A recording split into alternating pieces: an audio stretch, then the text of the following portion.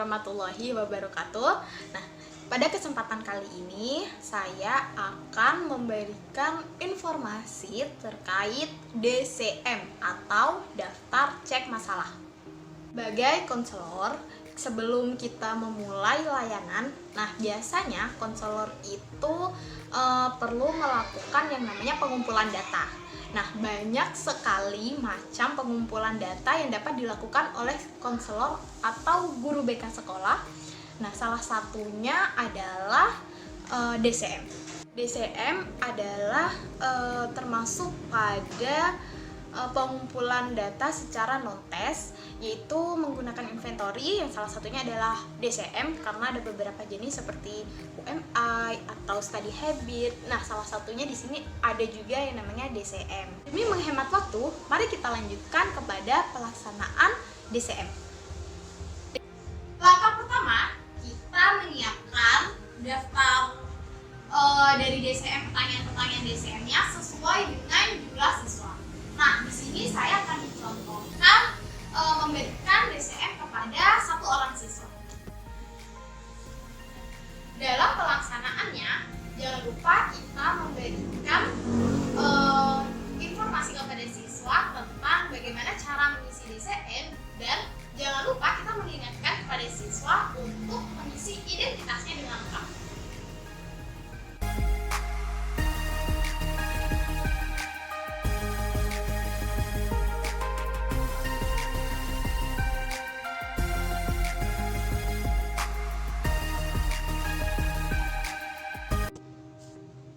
Setelah selesai, mari kita input hasil dari siswa ke dalam aplikasi DCM.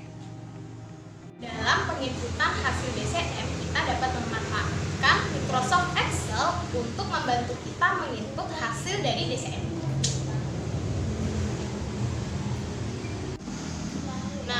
Jika kita sudah selesai menginput hasil DCM, kita akan mendapat hasil DCM dalam beberapa bidang. Hasil dari DCM kita bisa jadikan sebagai pedoman untuk membuat layanan-layanan dalam BK. Setelah kita melihat bagaimana langkah-langkah pemberian DCM kepada siswa, selanjutnya DCM di sini juga memiliki kelebihan dan kelemahan, yaitu kelebihan DCM adalah dalam proses pelaksanaannya DCM ini hanya perlu membutuhkan waktu yang relatif singkat sehingga sangat efektif untuk menghemat waktu dalam proses pengumpulan data. Kemudian dalam pelaksanaannya pun DCM ini tergolong mudah karena hanya memberikan beberapa pertanyaan atau tabel yang bisa kita kasih pakai kertas, kemudian kita berikan kepada siswa, dan itu bisa dibilang mudah. Kemudian kelemahan DCM di sini, siswa atau peserta didik hanya memberikan jawaban dengan respon yang verbal saja, yaitu tulisan. Dalam proses pengisiannya pun peserta didik ini hanya dibekalkan dengan kejujuran dan keikhlasan. Jadi tidak jarang peserta didik mengisi DCM ini hanya sebagai formalitas saja. Jadi yang bisa saya sampaikan, saya mohon maaf jika banyak kesalahan dalam pengucapan kata saya, dan terima kasih telah menonton video ini. Semoga informasi yang saya berikan dapat memberikan manfaat bagi penonton, dan semoga pandemi COVID-19 ini dapat segera berakhir, agar kita dapat kembali berkumpul dalam suasana kelas yang menyenangkan. Terima kasih dan mohon maaf yang sebesar-besarnya. Tetap sehat selalu, semoga sehat selalu, dan stay at home. Wassalamualaikum warahmatullahi wabarakatuh.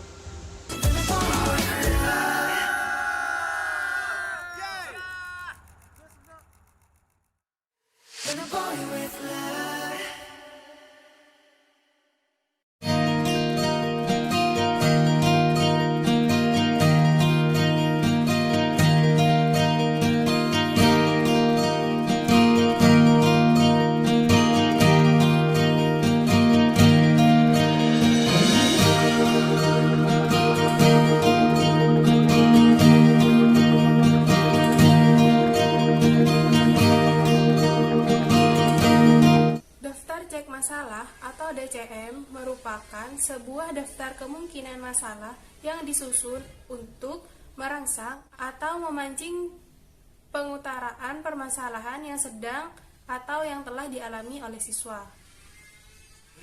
Sedangkan adapun fungsi DCM yang pertama yaitu memudahkan individu untuk mengutarakan permasalahan yang sedang atau pernah dialami.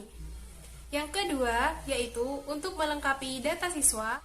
Yang ketiga yaitu sebagai pedoman atau pendukung penyusun program bimbingan dan konseling di sekolah. Kita langsung ke aplikasi DCM. Di sini ada nama sekolah, tahun pelajaran, nama kelas, dan juga nama konselor. Nah, nama sekolah di sini dapat dirubah sesuai nama sekolah masing-masing, begitu juga dengan tahun pelajaran dan kelas. Di sini juga ada petunjuk operasional, dan di dalam aplikasi ini sudah terdapat soal DCM yang akan disebarkan nanti kepada siswa. Kemudian ada tabulasi hasil, profil individu, profil kelas, analisis per butir soal paralel, dan lain-lain. Nah, di sini kita langsung pada tabulasi hasil. Dalam tabulasi hasil di sini kita harus mengisi nama sekolah,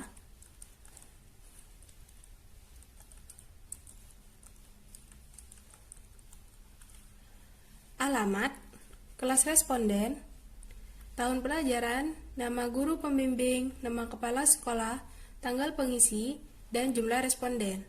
Untuk jumlah responden di sini akan secara otomatis terisi ketika kita sudah mengisi kelas yang ada di bawah sini.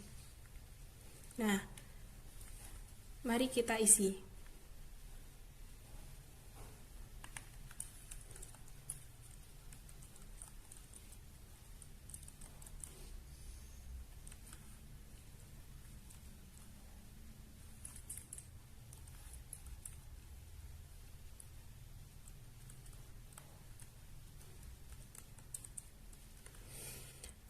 Di sini ada poin 1 yaitu kesehatan sampai dengan poin 12 yaitu tentang masa depan dan cita-cita.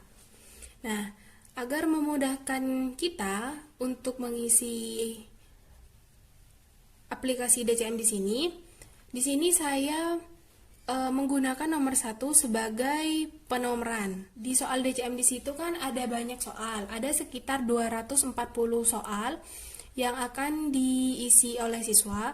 Maka dari itu, agar kita tidak kebingungan soal mana yang telah diisi oleh siswa, kita memberikan penomoran pada nomor pertama untuk memudahkan kita dalam pengisian DCM. Anggap yang diisi oleh Ainur Rafiq di sini adalah nomor 9 dan ditulis dengan angka 1 dan nomor 16. Maka secara otomatis di sini akan tertera angka 2 yang artinya kalau Ainur Rafiq itu mengisi pada bidang kesehatan 2 poin. Di sini saya mempunyai contoh aplikasi DCM yang sudah terisi, baik dari nama sekolah, alamat, kelas responden, tahun pelajaran, nama guru pembimbing, kepala sekolah, dan tanggal pengisian. Jumlah respondennya di sini ada 30.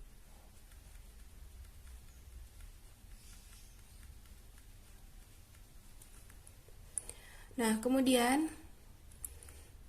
kita dapat melihat tentang profil individu.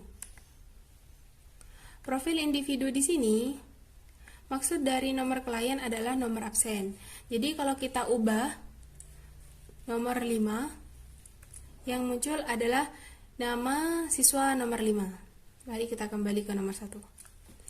Di sini atas nama Ainur Rafiq mempunyai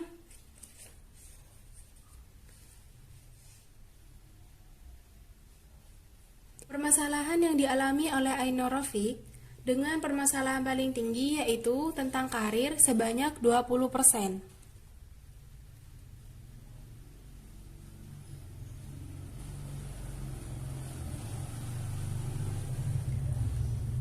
yang berkaitan dengan penyesuaian terhadap kurikulum dan masa depan dan cita-cita.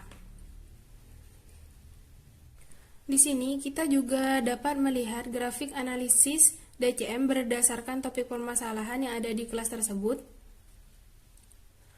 Kebanyakan siswa kesulitan dalam kebiasaan belajar yaitu sebanyak 11%, dan yang kedua yaitu rekreasi dan hobi sebanyak 10,83%. Yang ketiga yaitu tentang penyesuaian terhadap kurikulum sebanyak 10,50%, dan yang terakhir yaitu pada kesehatan sebanyak 10,17%.